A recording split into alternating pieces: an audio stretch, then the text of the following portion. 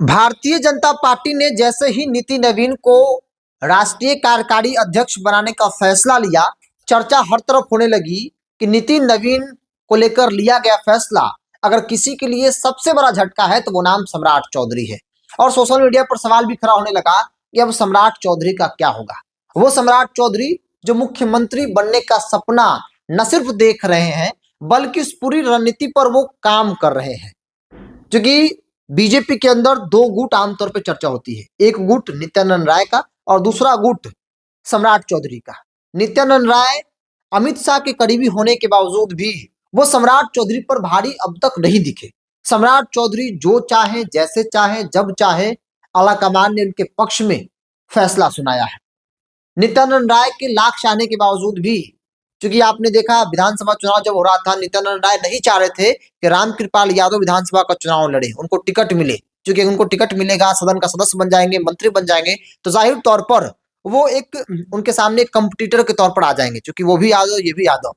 और उनके न चाहने के बावजूद भी सम्राट चौधरी ने रामकृपाल यादव को टिकट भी दिलवाया, चुनाव जीते और बिहार सरकार में मंत्री भी बनवाया। तो इस तरह के कई टिकट जो है वो सम्राट चौधरी ने बांटे या फिर दिलवाए, जिनको लेकर नित्यानंद राय नहीं चाहते थे। मतलब ऑल ओवर बीजेपी के अंदर सम्राट चौधरी एक बॉस की भूमिका में दिख रहे थे बिहार बीजेपी के अंदर। लेकिन जैसे ही नीति नवीन की घोषणा हुई, सम्राट चौधरी को लगा कि भाई बीजेपी के अंदर हम बॉस नहीं है, हम सबसे बड़े नेता नहीं है, बल्कि बीजेपी ने नीति नवीन को न सिर्फ बड़ा नेता बिहार में माना है बल्कि राष्ट्रीय स्तर पर उनको बैठाकर, अध्यक्ष की कुर्सी पर बैठाकर ये बता दिया कि ये सबसे बड़े नेता है। और कल होकर अगर CM as a CM candidate project करने की बात आएगी तो सम्राट चौधरी के सामने एक मजबूत कंपटीटर कह सकते हैं कि नीति नवीन के नाम की चर्चा हो रही है। और कहा जा रहा है कि सम्राट चौधरी अकेले नहीं है सीएम रेस में, उस रेस में अब नितिन नवीन भी आ गए हैं, क्योंकि आलाकमान के नजर में वो बड़े नेता हो गए हैं। और न सिर्फ बिहार के बल्कि देश स्तर पर बीजेपी ने उनको बड़ा नेता बनाया है। राष्ट्रीय कार्यकारी अध्यक्ष कोई मामूली पद नहीं होता है बीजेपी के लिए।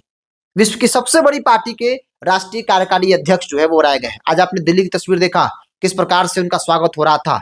अमित शाह, जेपी नड्डा समेत तमाम नेता उनका स्वागत जो है वो करते दिख रहे थे। हालांकि बीजेपी ने एक और बड़ा न्यूज दे दिया, बिहार प्रदेश अध्यक्ष के तौर पर संजय सरावगी के नाम की घोषणा कर दी। संजय सरावगी बड़े नेता है, वरिष्ठ सदस्य है विधानसभा के और संगठन करता है, आरएसएस बैकग्राउंड से आते हैं। और ऐसे में क्योंकि जिस भूमिका में दिलीप जायसवाल थे प्रदेश अध्यक्ष, सम्राट चौधरी जो चाहते थे प्रदेश स्तर पर उनसे करवा लेते थे।